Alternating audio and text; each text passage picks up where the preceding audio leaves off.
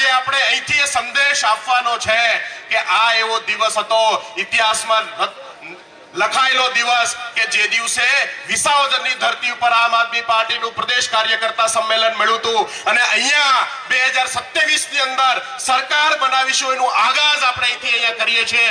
પહેલું કામ ભાઈ ગોપાલભાઈને વિસાવદરમાંથી ધારાસભ્ય બનાવવાનું કરવાનું છે અને ત્યારબાદ એક વર્ષની અંદર સમગ્ર ગુજરાતની અંદર તાલુકા પંચાયત, જિલ્લા પંચાયત, નગર પંચાયતોના ચૂંટણીઓ આવે છે। આ ચૂંટણીઓની અંદર આપણા આમ આદમી પાર્ટીમાંથી હજારો નેતાઓને નેતૃત્વ આપવાનું કામ આજે આપણે અહીંથી આગાજ કરીએ છીએ, શરૂઆત કરીએ છીએ કે એક વર્ષની અંદર આમ આદમી પાર્ટી ખૂણે ખૂણે નેતૃત્વ ઊભું થવાનું છે। અહીંયા ઉપસ્થિત સંગઠનના સાથીઓને ખાસ વિનંતી કરીશ કે આ લડાઈ છે, લડાઈ પાર્ટ ટાઈમ જોબની જેમ ન થઈ શકે, લડાઈ ઘર પરિવાર સંભાળતા ન થઈ શકે।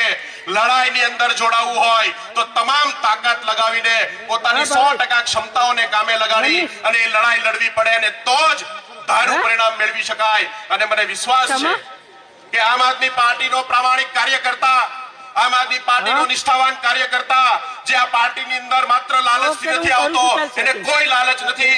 મેં હજારો કાર્યકર્તાને જોયા છે કે જેમણે પોતાના સમયનું, પૈસાનું, પોતાના પરિવારના સુખોનું પણ બલિદાન આપી આમ આદમી પાર્ટીને આગળ વધારવાનું કામ કર્યું છે।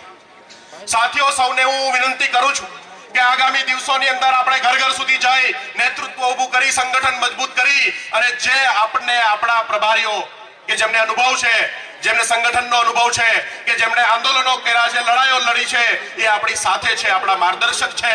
એમની મદદથી, એમના સહકારથી આપણે ગુજરાતની અંદર મોટું આંદોલન, એક મોટું રાજનીતિક આંદોલન ઊભું કરવાનું છે, એક સંગઠન ઊભું કરવાનું છે અને 2022 પહેલા, 2027 પહેલા સ્થાનિક સ્વરાજની ચૂંટણીમાં આપણી ક્ષમતાઓને આપણે બતાવવાનું કામ કરવાનું છે। મિત્રો, આવા જ વિડીયો અને શોર્ટ્સ જોવા માટે આજે જ અમારી ન્યૂઝ રૂમ YouTube ચેનલને સબસ્ક્રાઇબ કરો।